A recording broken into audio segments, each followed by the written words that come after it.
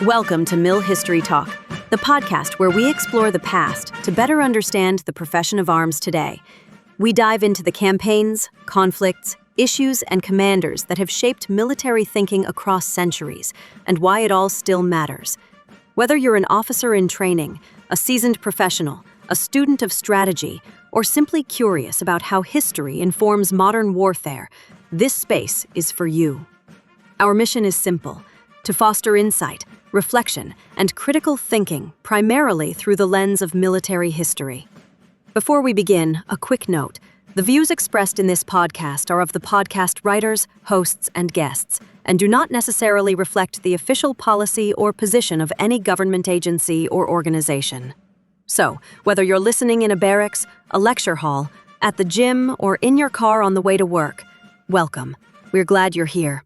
Welcome back to Mill History Talk, the podcast where history isn't dusty, it's dramatic, it's political, and occasionally it's held together with duct tape, radar noise, and people desperately saying, "Yes, sir, I'm sure." Today's episode is about the Gulf of Tonkin, which, without exaggeration, is one of the most consequential, are we absolutely certain, moments in U.S. military history.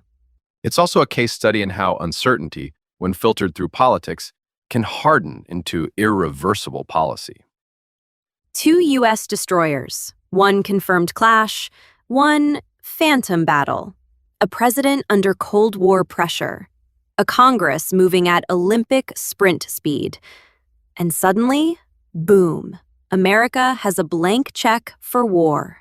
And that check gets cashed repeatedly over the next decade.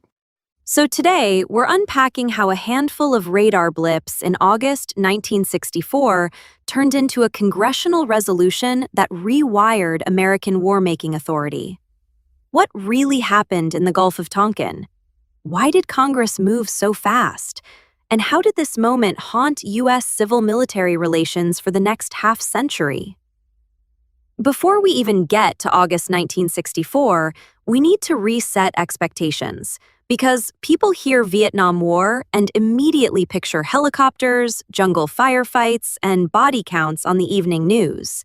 That's not where we are yet. By mid-1964, the U.S. presence in Vietnam is still officially advisory. Roughly 12 to 16,000 U.S. military personnel are in South Vietnam, primarily supporting and advising the Army of the Republic of Vietnam against the Viet Cong. On paper, limited, contained, manageable. In reality, the United States is already edging closer to direct confrontation with North Vietnam. And this is where things quietly get dangerous.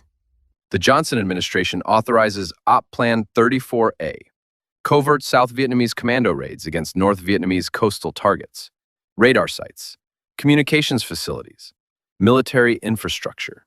Important note, covert does not mean invisible. At the same time, U.S. Navy destroyers are conducting DeSoto patrols, electronic intelligence missions, just off the North Vietnamese coast. So, while Washington insists these are separate activities, from Hanoi's perspective, they look coordinated. This is where Clausewitz clears his throat and quietly says, context matters. It's friction. And by late July 1964, the system is under strain, tense nerves, overlapping operations, and almost no margin for error. Let's start with the incident everyone agrees happened. On August 2nd, USS Maddox is conducting a DeSoto patrol when 3 North Vietnamese torpedo boats approach. Warning shots are fired. Torpedoes are launched. U.S. aircraft intervene. Brief, sharp, real.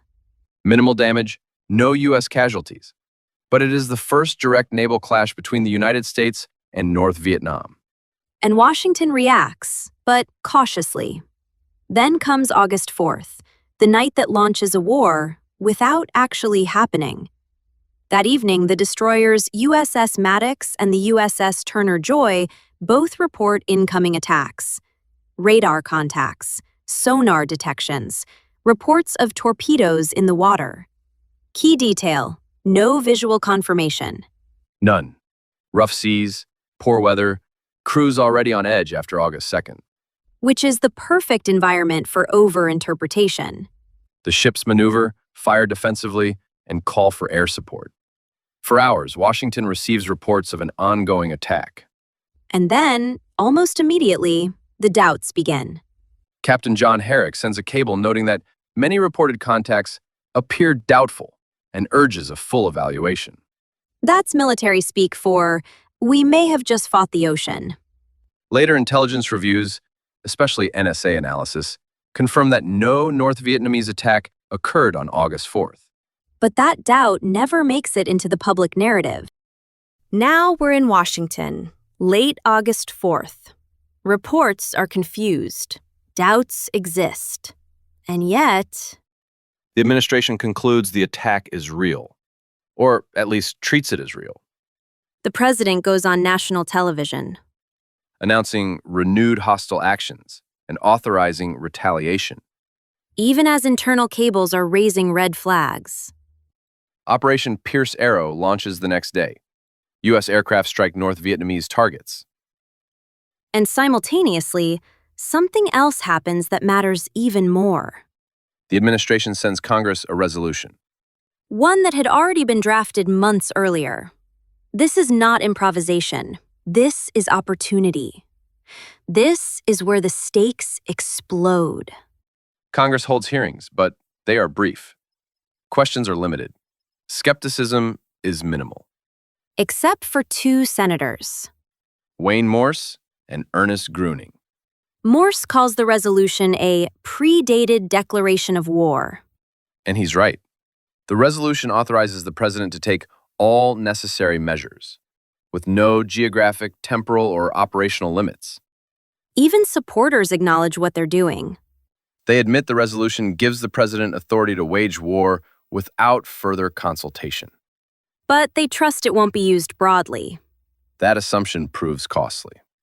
The president later jokes the resolution is like grandma's nightshirt. It covers everything. Which is funny and terrifying. Fast forward a few months. The air campaign against North Vietnam, Rolling Thunder, begins. Marines land, troop levels rise rapidly. From advisors to more than 500,000 troops at peak. All justified under Tonkin. No declaration of war, no new authorization. As the war drags on, public trust erodes. Congress realizes it's surrendered its war powers. Enter the credibility gap. Eventually, the resolution is repealed. New safeguards are attempted, but the damage is done. This is the moment where history stops being comfortable and starts being useful. Because the Gulf of Tonkin isn't just about one conflict, it's about how democratic systems behave under pressure. At its core, Tonkin is a warning about decision-making speed versus decision-making rigor. Crises create urgency. Urgency creates momentum, and momentum turns assumptions into authorizations. One of the most enduring lessons here is that ambiguity does not slow policy. It accelerates it. When information is incomplete, leaders rarely pause. They fill the gaps. With intent, with fear, with worst-case assumptions. Temporary authority becomes permanent precedent. Congress thought it was offering flexibility. The executive interpreted it as latitude.